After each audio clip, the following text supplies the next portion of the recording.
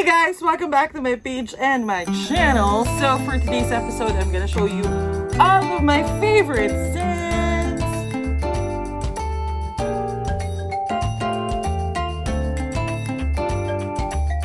It's a quarantine period, you might think, what's the use of perfume, diba, right? But actually, it's really nice to, especially for those people who are working from home, to still have a little bit of normalcy and medyo nagbibigay siya ng additional confidence with you and to make it a little bit more normal. That's why I still use a lot of perfume. But right now, because most of the time we're at home, I really use a lot of perfume, a lot of cologne instead of perfumes in UDT or EDT or oil-based kasi medyo mainit and all that, especially during summer season. Nakakatawa na meron na isang nag-show dito.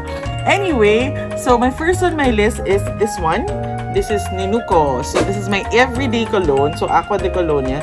So since bata pa ako, sobrang I think bata pa yung mga tao, ang tagal-tagal na nitong Ninuko nito. And it smells like a baby, right? I remember when I was young, this was my favorite, my mom's favorite. And up to this point, sobrang favorite ko pa rin yung Ninuko. It smells like a baby, like an angel. So it's very fresh. It gives you that fresh feeling. So this is my first scent. Okay, so my next one is, ubos na siya actually, Angel's Breath. Also another cologne, body cologne na almost similar yung amoy niya with Ninuko. So when I was younger, sobrang uso nito and sobrang parang ang social na bata ka kapag amoy Angel's Breath ka. So I still feel like that. So I remember whenever I see or marami na siya actually yun kaamoy eh. There's this one in Bench and then basta marami na siyang kaamoy ngayon, pero iba pa rin yung original na Angel's Breath.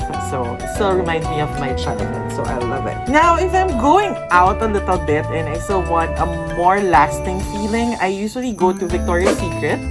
So, this is my current Victoria's Secret. So, every time, normally, I have a Bath & Body Works or Victoria's Secret. Now, my favorite Bath & Body Works is Cucumber Melon. But unfortunately, ang hirap nang hanapin, guys. So please, kung may alam kayong laging pinagbibilan or you know a supplier na original, please PM me. But I really love fruity feeling, especially for Victoria's Secret. So right now, this is Mango Temptation. It's very summer feels also. Kaya when I went out, or when we went out for a quick getaway, for a beach getaway, I really bought this one para, ito naman, medyo konti pa lang siya. Konti pa yung awas. Kasi favorite ko na mag-amoy parang summery, na yung mga tropical fruits and all that. So this is one of it. And it smells like a mango, pero not like super overpowering, not super sweet also. But I do love sweet scents from time to time. Especially kapag mainit. Because I feel like this sweet scent gives me a little bit of that vibe na medyo fresh and all that. So I really love Victoria's Secret, especially this one, Mango Temptation. Next, let's go to the perfume. Alright, so for the perfume, this one, I'll use this one first. This is by Adidas. This is Victory League Untitled. Sobra niyang bango, ang tagal niya. Actually, very lasting siya. This is actually a gift from the sister of my partner. And matagal siyang gamitin kasi hindi mo na siya kailangan pa ulit-ulit. Because I think it's used for like yung mga active na person talaga. So every time na pinagpapawisan ka and all that, mas bumabango siya or that's when you feel it most. It's very lalaki. But what I like about it is I like yung, di ba sabi nila there's like the start, middle, and then last. Yung parang na mga parang area or level lang ang isang perfume.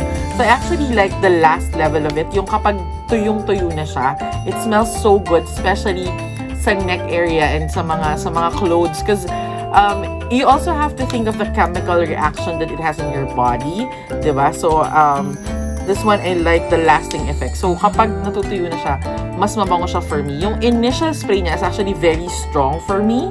But I've learned to love it along the way, especially habang tumatagal siya. And as I mentioned, sobrang lasting niya talaga. Okay, so this is also a gift. This is Acqua di Gio, Giorgio Armani, Por Home. I don't know if I say that correctly, I'm so sorry. This was actually a gift from friends of my mom. This is very lalaki again.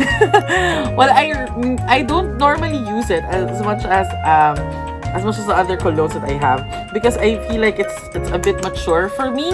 But I remember this was a gift and I really love na habang tumatagal din siya, lalo siyang bumabango.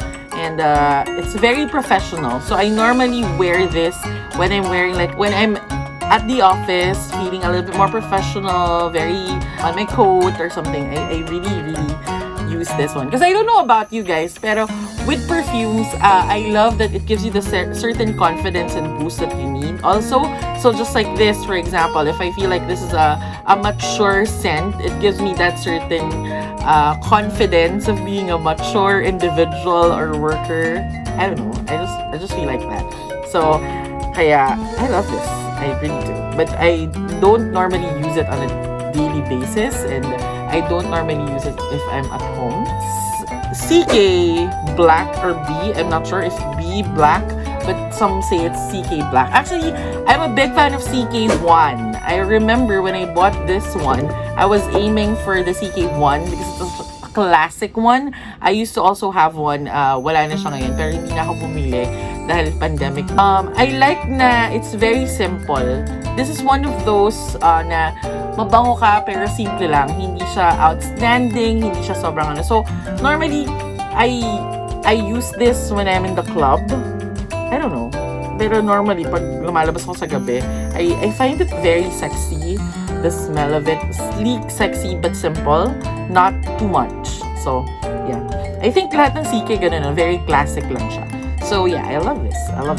And I also like the matte bottle of it. Now, this is hot gold. Is actually, this was the first ever perfume that I've ever loved from my mom. I remember. But the red, yung hot lang. This is hot gold. So, medyo iba ng variety siya. Pero very close to hot of Benetton. So, when I was younger, I remember when I was in grade 2, sobrang bango-bango ako kay mama. So, sabi ko sa kanya, what is it, ma? Parang sabi niya, and then she showed me the perfume, and then the bottle is the same. Red lang yung hot eh.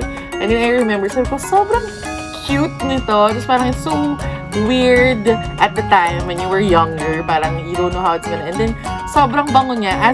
It's sobrang sexy nung amoy for me.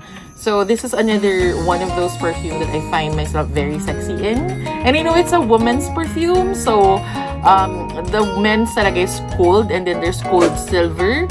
But I prefer this one because the cold one reminds me of someone that I used to know. A good friend of mine. Diba parang ganon?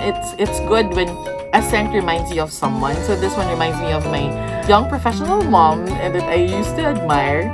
And I still do. Whenever that's why naghihiraman kami when we have hot gold and hot together. Sometimes naghihiraman kami ni mama. We love it ever since I was young. This was one of those very first perfume that got me interested into smelling good. Because my mom, well, up to this point, kahit na gabing-gabi na yan or something, it would still smell my mom very, very good. So I got it from my mom. So two of my favorites. Okay. So the first one is this Issey Miyake. You say per home. I'm not sure if I'm saying it correctly, but Issey Miyake, another classic, but I feel like actually I didn't necessarily like it at first. A friend of mine introduced me to it, and then all of my friends and some of my family, every time na wini-wear ko siya or gamit-gamit ko siya, they always tell me that I smell so good and it smells so good on me. So it grew on me, and then parang ganun nga. It also siguro it has something to do with the chemicals. It's very pasok sa personality ko or pasok dun sa chemical, I don't know, anatomy of it, but I don't know. So originally I was not the biggest fan of this. I just got it because a friend recommended it to me, and then the first time I had it, sabi ko, oh my god, and then it grew on me, and it's now one of my favorites. And people, whenever I wear this, people always tell me na I smell so good. That's why I still have it. Body na lang siya. Sobrang body niya na lang. Kasi nga, one of my favorite. Right, and my ultimate favorite right now, I think this would have to be my scent, if I can just use one scent for the entirety of my life.